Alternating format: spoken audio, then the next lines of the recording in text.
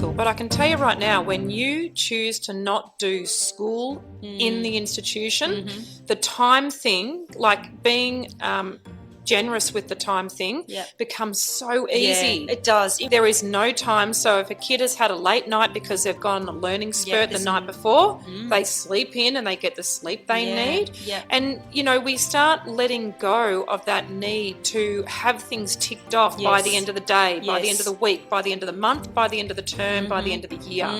And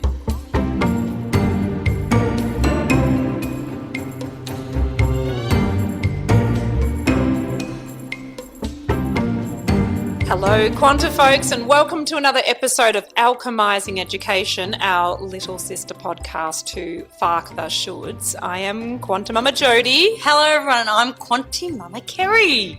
Welcome back. Good to be here. It's good to be here. Good to be seen. Yes, indeed. What are we talking about today? Well, we thought about just opening up the conversation around when do we push our kids forward? When do we push them into things versus when do we just let them discover it for themselves? And it's like that little bit of a tug of war between parent and child, isn't it? Around, you know, those times where we sort of think we know best, you know, and we think we've got it all worked out for them and that we need to know it all. Yeah. Versus giving them the experience to just work it out for themselves. This feels like almost a postgraduate subject for parents, because I think what you have to do firstly is work out whether you've been putting your agenda onto your children in the first place. Absolutely. So once you start noticing that and giving them a voice and going, they actually want to do something different to what I actually thought they were going to do or what I want them to do, then there's that process of letting go and watching how that unfolds. And so now we're in that space of, I don't know, what do you call it, like the aware parent and the handbook on when to actually flex your muscle and pull the parent card. Yes. And I think some things you can pull the parent card on, no problem. But there are other things where you're like, do I need to help my child out, as in save them, or is that going to be the thing that they need that support? Like where are they sitting in that sort of kaleidoscope of learning for that particular thing? And it's something that I think we particularly are, both you and I are doing this a lot with our eldest at the moment, aren't we? Our respective elder children, and when to actually sort of let go and let them step into their experience. And I think, you know, in hindsight, it's if you could learn to do that when they're younger, it's easier when they're older. Yeah, I agree. I'm not saying that you're not going to still come across challenges, but the more you release that need to have all the answers for them and to step in so that you save them or to make yourself more comfortable, the more you do that when they are younger, the easier it is when they're older, and they learn to have that confidence, that ability, that awareness that they can actually make those decisions and they can do it on their own. So it, you know, helps them learn that independence. And so, when they're younger, they can do it in a really safe environment. And by the time when they get older, they know that actually, even if things are uncomfortable, they can still do it. Yeah. So it's almost like doing that deschooling for the parents process when the kids are younger. And I realise that obviously some listeners won't have kids that they'll be like, crap, I missed the boat on that one. Well, yeah. I mean, I'm really grateful that we've got to do that with QuantiKid 4, you know, because obviously we've been going through this process for 5-odd years now, and so he's 10 and it's great because, you know, we got right in at the entry level of primary school age and started handing over decision making to him where appropriate, where we deemed it appropriate. And you're right, it's made a big difference. Although I still have the thing every so often where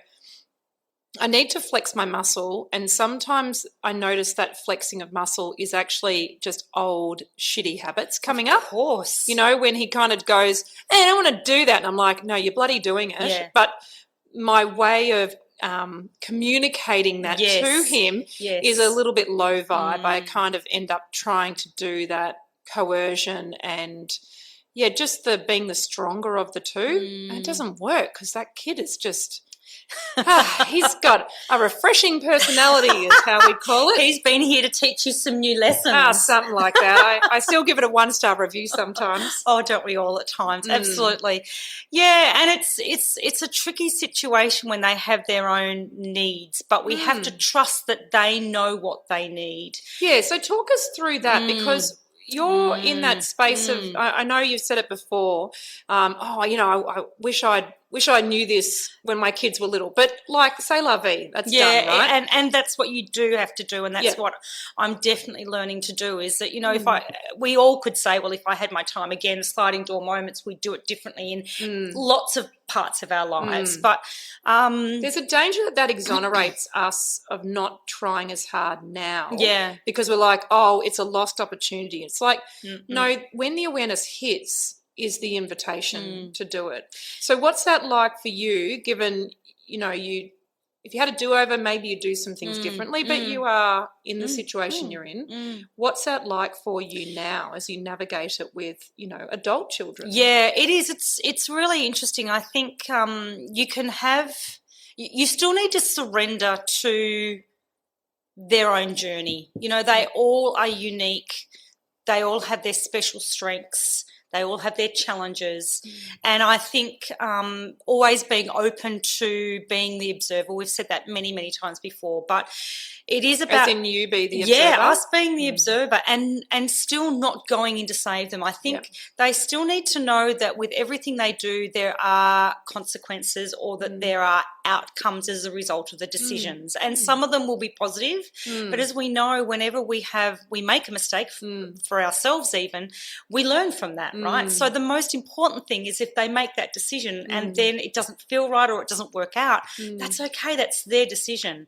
So, yeah, it's still a bit tricky because we have our own programs, we have our own expectations. And I think what I've learned is that if we put those expectations on our children and they're our expectations, then we're taking it away from them to learn for themselves what feels right for them and what doesn't feel right for them. Yeah, I agree wholeheartedly. I think there's way too much of this trying to give your kids a better childhood and then an introduction into adulthood in this sense of, well, our parents did that for us and so we want to do that for our kids. But it tends to then fall into this space where you start trying to exert your preferences over their life choices. Absolutely. And that doesn't work. It does not work.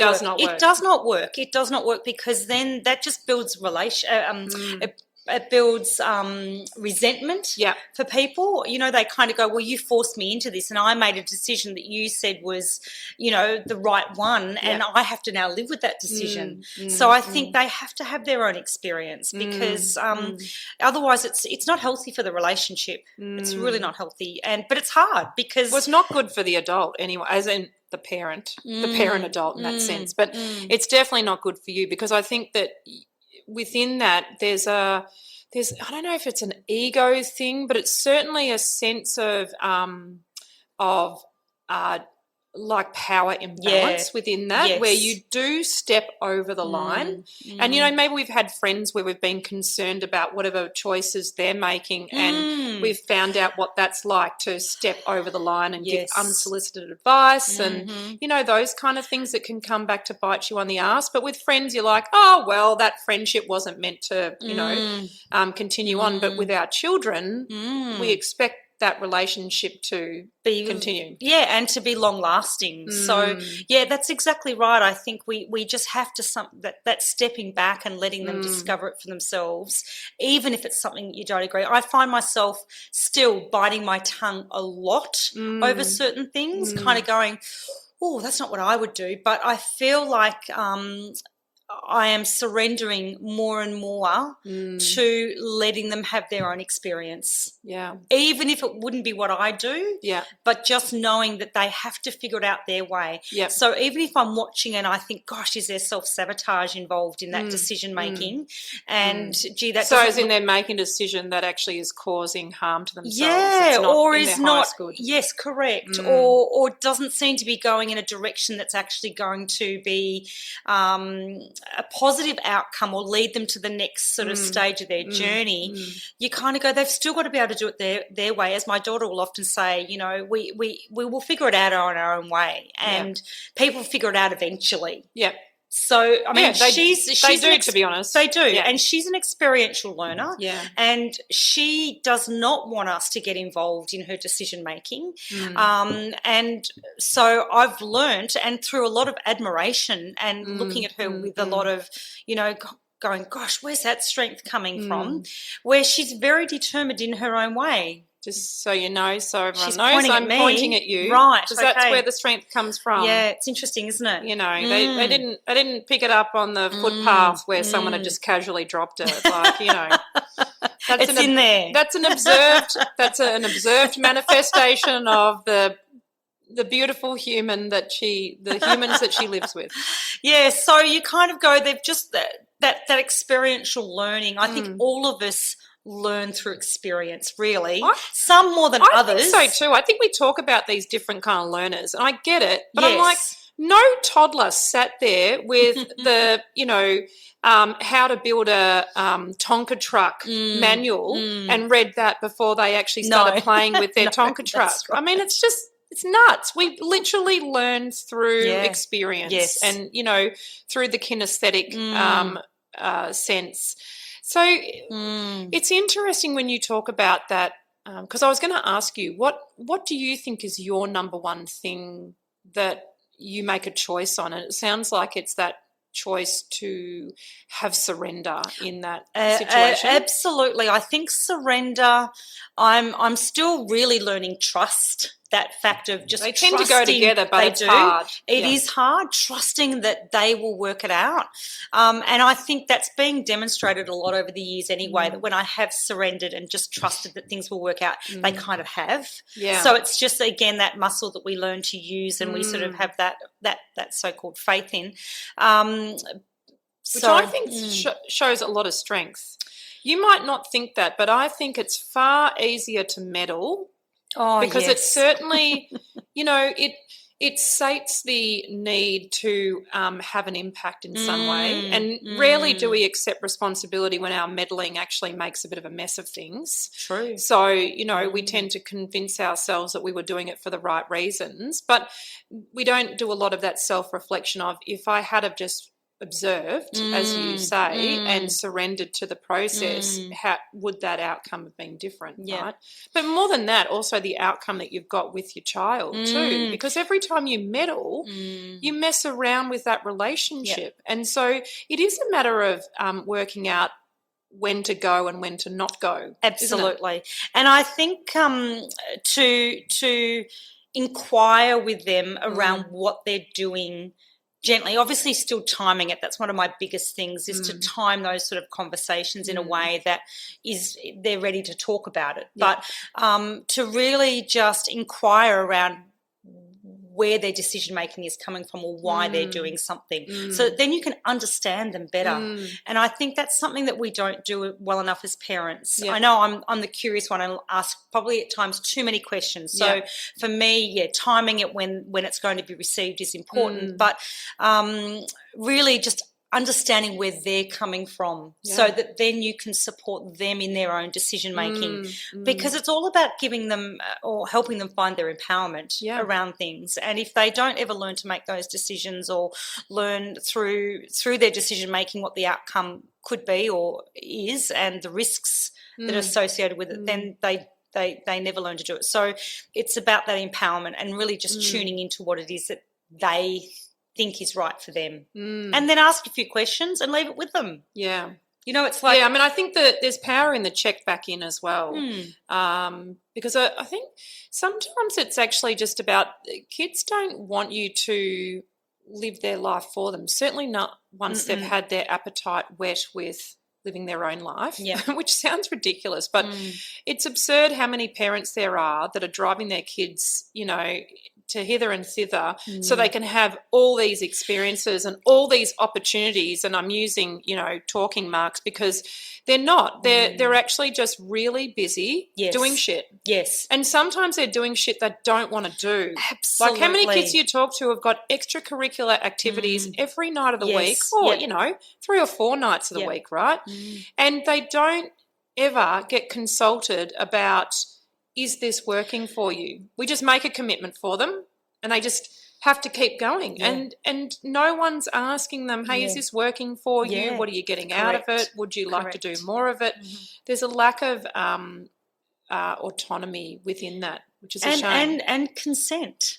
Yeah. Wow. So there's this element of we're scheduling them because often we're the parents who are in that role of being able to schedule them. Yeah. And we have this perspective that we want them to try everything while they can. Yeah. And so we schedule them to the eyeballs and they're absolutely exhausted by the end of the week and we wonder about why their behaviour's so poor. But when they're so scheduled, they don't get a chance to even check in with themselves around it. Are they enjoying it? Yeah. Do they like it? Yeah. Would they prefer a different thing? They don't get a choice in that. So you're kind of going that element of just checking in and getting their consent over certain things and allowing them to have time to even reflect on the activities. I mean, imagine being so heavily scheduled that you don't even have a chance to think about what you've just done. You're just on to the next thing. You're home, you're into bed, next day, back to school, whatever it might be, whatever the activities are.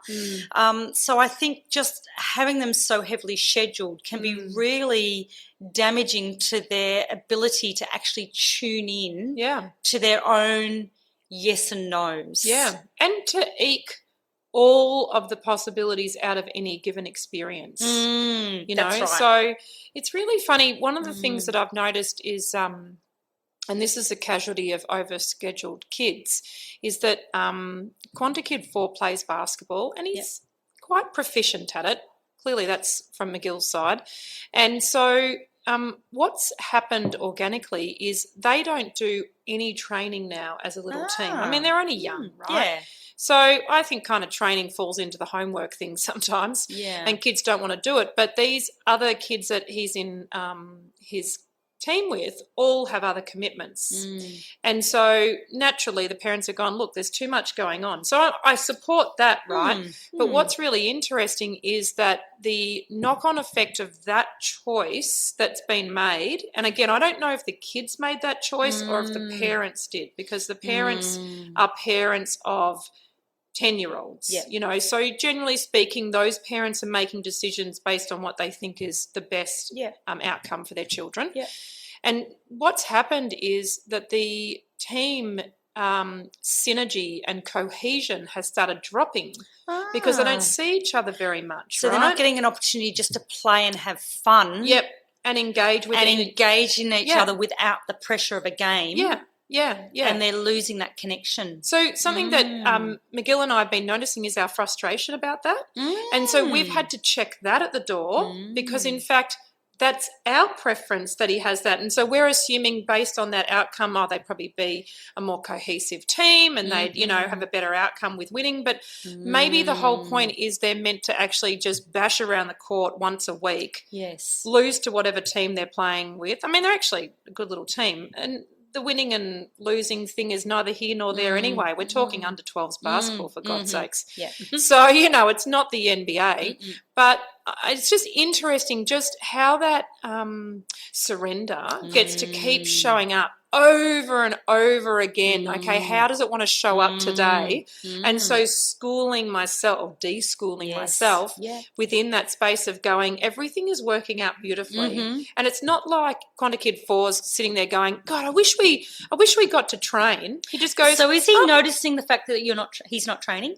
Does he miss it? No. So the thing is about kids is they alchemise to their situation really fast. So he doesn't hang on to that stuff, He hangs on to the fact that maybe one of his siblings got one more lolly than he did 15 years ago. But that's lollies and it's a different category. But these kids actually don't hang on to stuff. And so you realise as parents we turn into the proverbial elephant where we tend to have a long memory around these things and we tend to inflate or conflate whatever situation is happening for our kid and find a frustration within that. But in fact, if you practice surrender and you go, okay, this is just happening the way it's happening. And to be honest, when you look at it from a different perspective, I'm like, well, my kid's homeschooled and these kids are all at school. So my kid literally could go and practice basketball if he was really serious about it. That's right. And he chooses not to. So he's given an opportunity and he chooses not to, right? Right, yeah. But when he connects with, because I think one or two of those kids, not knowing everyone in his team, he could see through the homeschool community. Are any of them? None. No, I was going to say, because he could practice when he wants to with those kids, or if there's ever an opportunity anyway, they'll just find it, won't they? They'll kind of go, hey, I'm going to turn up at a park and just start bouncing the ball. And if that was what was important to him. Yeah, he doesn't prioritise it. Yeah. And so that was the thing, right, is I was realising that I was sitting there frustrated with these games and this lack of cohesion because I knew what was possible. But the point is, as a parent, you can recognise what's possible, but it is not your turn in the game of life to play your hand because it's someone else's hand. Correct. So we get to then re-examine what's going on for us and going, oh, yeah, if that were me, that would really give me the shits. Yes. Or I would want to take action on practicing some more. But Quanti Kid 4 is like, okay, no, we suck a bit because we actually don't practice. And that's it. That's it. Yep. Nothing further. But he's not asking to practice more because he's okay with where they're at. Correct. And it does come down. I'm now reflecting actually on my daughter who plays soccer, and she finds that at times it's a little bit frustrating with the exact same thing. But at the same time, she's not prepared or doesn't feel the need, not that she's not prepared, but just doesn't feel the need to have a conversation around a particular issue because she just goes, it is what it is. Yeah. And yet I'm sitting there as a bystander going, I'd say something. Why don't you just talk to them and just figure that out? And she's going, don't need to. So, again, it's about not feeling the that opportunity need for surrender. Yeah, that's the opportunity You've to surrender. got more of it. Yeah, exactly. And it doesn't really stop in many regards because at the end of the day, it's their life. Yeah. And the sooner we realise that it's their life and they get to choose, as long as I think they know that they've got a choice. You know, and that they've got a voice. And a place that can listen and they can sound it out. Correct. I think it's a soft place to land. Definitely, because that's what I find is that, you know, certain things happen and they come home and they want to talk about it and they might be frustrated and I'll think, oh, we're having this conversation again. Haven't you done anything about that? And I think, well, actually, you know what? I don't need to do anything about it. They're just actually venting. That's right. Getting it off their chest and then they move on. Yeah.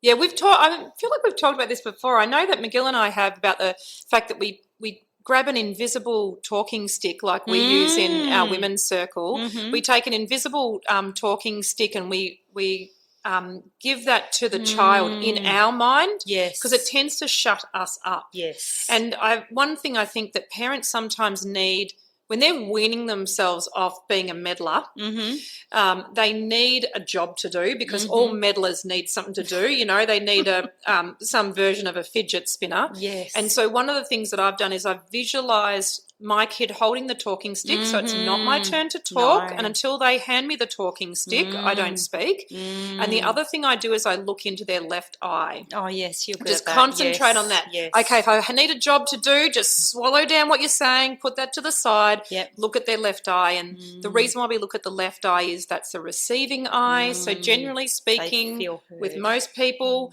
they will feel seen and heard and their space held and it's not non-confrontational. So it's a really effective way just to give yourself a job in that moment and just wrestle the ego down from actually saying stuff, trying to save the situation, not letting them come to their natural conclusion for where they're at for right then and there. Yep. We've got the perspective, right? We have. Like that's the benefit of being a bit older and a few more, trips around the sun. But it doesn't mean we get to, do the spoiler for how this thing goes. Because to be honest, it might not go that way. No, that's right. And yeah, absolutely. And we don't know that. So we've got to let them have that experience. But I think what I love also is that you often talk about the contrast. So whilst we sort of have a vision of what it is that we want for them or wish for them, sometimes they need the contrast experience in order for them to make that decision as to what they actually still want for themselves.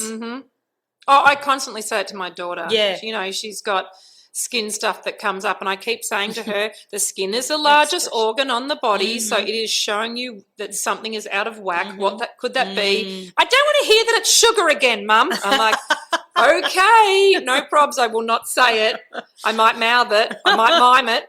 But my point is that, you know, she gets to have that contrast. Yes. And so the language around it is about empowering her to go, hey, when you eat, you know, 20 tablespoons of sugar per day, and that creates an imbalance in your body, it will show up, right? It has to express. That's right. So this is the blessing of your beautiful skin, bringing your attention to the fact that it doesn't like the fuel you're giving it, right? Or maybe there's a bit of stress in there or whatever it might be. But then she gets to decide how she deals with that. And she goes through fits and spurts of eating better, but we all know the white stuff is beautifully addictive. Oh, it's amazing stuff, isn't it? Oh, so it good. makes us feel good temporarily. Yep. That's right. Obviously not talking about cocaine. We're no, talking definitely about sugar. not. That's not my scene. No.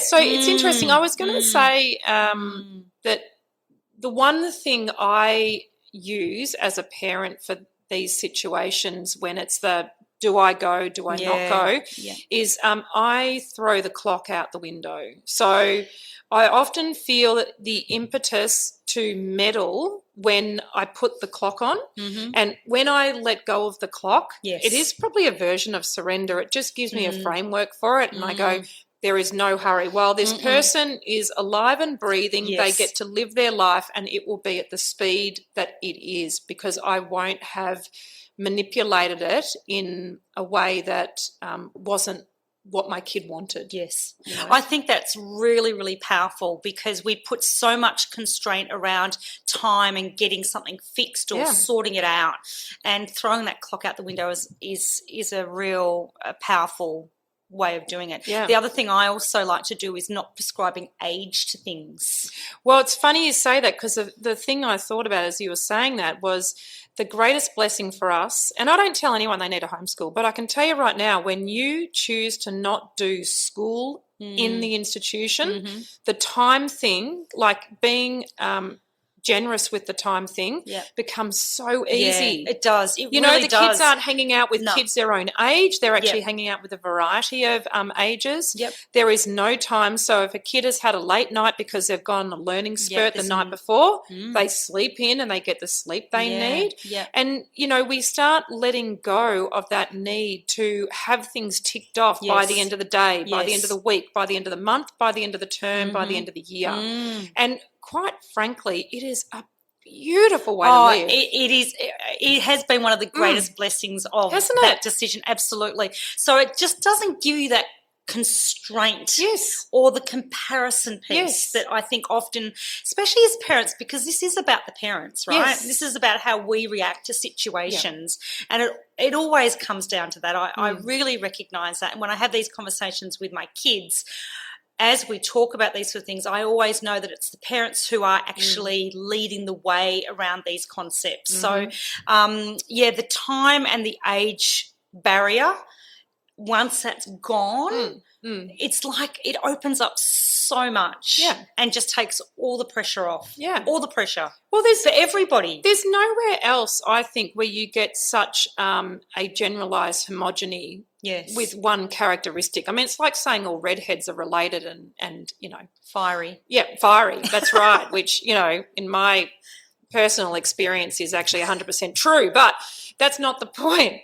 The point is that you just can't, well, it's foolhardy to apply that rule, right? Absolutely. You're going to get your ass handed to you at some point if you keep going down that line of inquiry. And we certainly know when we see kids of the same age, like I just think about, you know, my Quanta kid 3 has just turned 14. He's hanging out with 13, 14-year-olds. There is an absolute chasm of difference between him and some of his age, you know, compatriots as well. And I find it so interesting and it's so clear when you do that. And I wonder, I think teachers must be savvy to this. In what way? Of knowing that the age thing is not a true reflection of where a human is at, where you know where they are in their development cycle. That's right. Because what does that even mean? Like, you have to decide where the average is. You have to decide where, you know, the top marks kids are and where the kids that are barely scraping through. And there's a huge the variable. Yeah, the variables are massive. Yes. Their home environment, the stability within that space, how they're heard, whether they actually have a voice, how busy they are, like where they actually like the environment they're in, and particularly their cellmates as well. So I use cellmates intentionally. Just a little dig in there. Oh, we're outrageous. We're so outrageous. Oh, my goodness. But, you know, I think it is important, and this is where I think when everyone is in a learning system where it's all age-based, you know, obviously I've got kids sort of who are now out of that age, educational age arena, but you know, I had that concept that my kids would all be out at the age of 18. I just sort of thought that, well, in my family, we all got up and out by 18. Like, nobody stayed at home. Yeah. And I just sort of thought that same thing would happen. Now, there's a variety of reasons, and it does look very different within my family now. Yeah.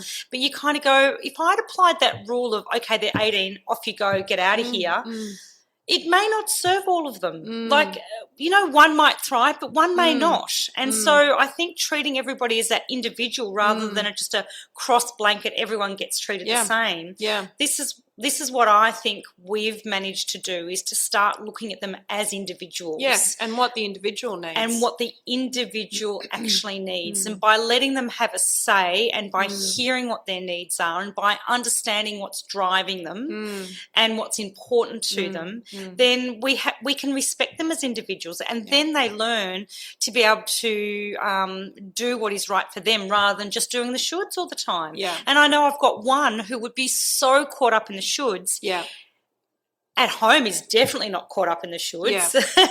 Yeah. But that's a good thing. Yeah, that's right. In the big picture, in the long term. It becomes a safe space to actually flex that muscle. And to start understanding, as they've said to me before, you know, they did everything they could at school when they were at school, and they took advantage of all the opportunities. And when I've asked them about it, saying, well, do you think that worked for you? And the question was, well, some of the things I liked and some of them I didn't, but what I didn't learn to do was to say, actually, I don't want to do that. Yeah. I did all of it because I thought I should do it all. Yeah.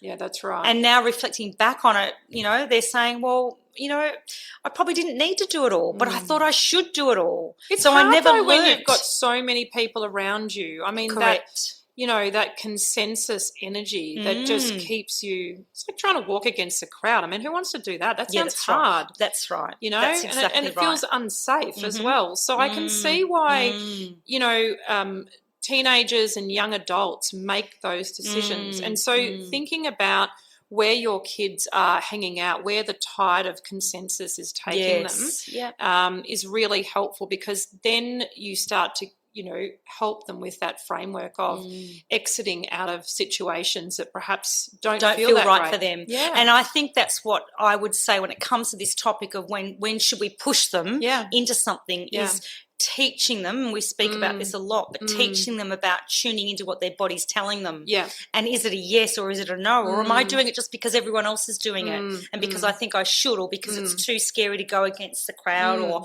I feel like I might miss out. You know, I might be disadvantaged or I'll stand out.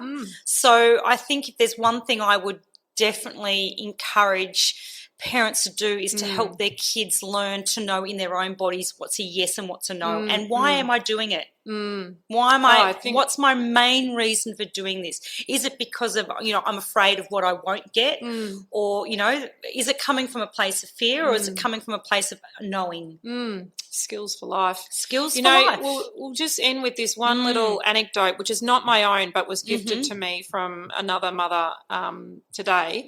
And she was basically just in communication with her 13-year-old who is a homeschooler, who's high energy, but, you know, is now flexing that muscle of stretching his elastic band to home. Yes. And stretching it out a little bit further and a little bit further. And anyway, he's riding around the suburbs at the moment with some mates who have got a day off school. So they're all school kids. Yep. And the general consensus is that in this little throng of teenagers, there's a couple of, I'd call them shitheads, but basically Spirited? kids, I think they're more than spirited. I think they're slightly disruptive energies that are kind of happy to do a bit with people's personal belongings and perhaps what we say, not practice at boundaries. Yeah, right. Yeah, so a little bit of that, a little bit of, looking to just feel life through running the gauntlet with, stuff you're not meant to do. Yes. Which could be a should as well. Yep. Anyway, the beautiful part of this little story was that this dear friend of ours, she's clocked it, right? Yep. And she's on the phone to him and she's going, listen, if they're getting up to stuff and you are not comfortable being there, you feel free to use me as an excuse. So you say, listen, fellas, I'm out because if mum gets wind of this, I'm going to be shut down big time and you be categorical. And she's like, you can absolutely use me as an excuse. Yes, I love that. Oh, I just think this is where we can show up as an ally and be the bad guy with your kids. But the difference is that instead of actually threatening them with this coercive parenting, you've actually created a safe space for them to land where they're in on it. So they're kind of part of it because they know that the long game is, hey, I keep this conversation going with mum and I get to keep stretching my elastic band at home. Yep. So I just loved it, and it's one that we've used as well. It was just such perfect timing. And so if there's a way that you want to encourage your kids and also encourage yourself to have the experience of when to help and when to sit on your hands, then playing around with that, but also having a conversation, just having more conversation with your kids. Absolutely. And it is about showing them trust, that you trust that they will want to do what feels right for them, even if it's really tricky in that situation. Yeah. And definitely, using you as the scapegoat or as the big bad meanie, I think is a really... It helps give them credibility in front of their friends, which is what they kind of really need, a little bit of that. I think when you're up against, trying to figure all that out. Yeah, you might want to say, oh, my mum's such a drag, but really on the inside, your mum's there for you. Correct. She's got you covered. She's got your back.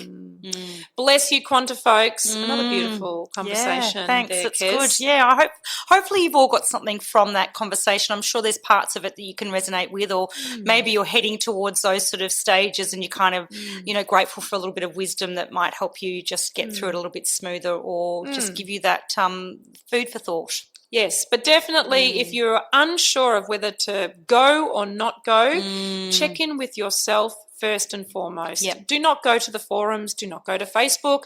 Do not go and get a whole bunch of unsolicited opinions until you have asked yourself first, and you will always know your answer. Oh, definitely. Just got to listen. And the more we do that for ourselves, the more we demonstrate that for our kids. Aho. Aho. Love that. Thank you, Connie folks, for being with us. We'll see you soon. Look forward to it. See you, peeps. Bye.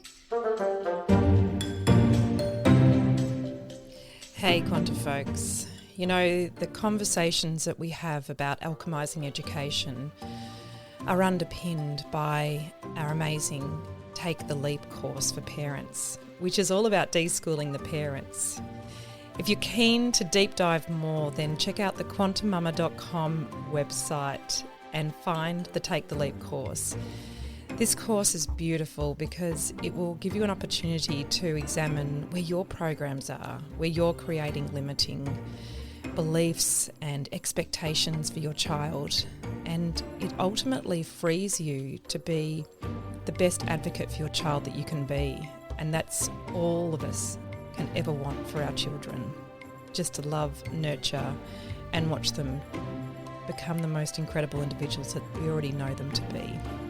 So more info, head to QuantiMama.com.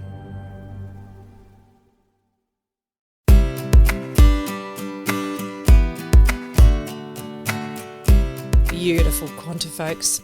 At QuantiMama, we have a mandate that we feel so passionate about. We want and we are raising the community's vibration and frequency and consciousness through parenting and birth experiences. Such incredible, transformational experiences that will shape you as a person and are the very fabric of life. Do you want to find out how to high vibe your experience even more? Then QuantiMama is your place. Head there for the High Vibe Birth course, ultimate preparation for birthing. Head there if you want to re-engage your child in the love of learning for the Take the Leap course, which is a deschooling course for parents. There's beautiful mind movies, and obviously this podcast is there, and we are here to support you. So head there for all the juice.